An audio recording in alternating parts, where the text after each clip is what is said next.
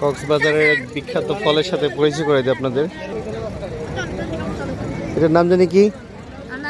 আনারকলি। কত করে দেন তো একটা? এই একটা আনারকলি 40 টাকা। মিষ্টি হবে তো নাকি? পাকা না এটা? আর এটা খাওয়ার একটু প্রসেসিং এর ব্যাপার আছে।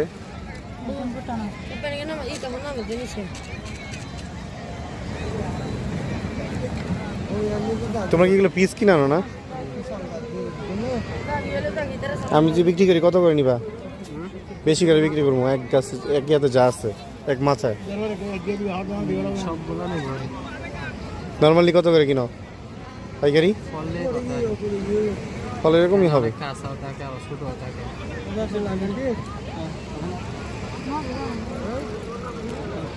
এটা কক্সবাজারের মোটামুটি ভাইরাল ফল। এটা এখানে যারা আসে সবাই খায়।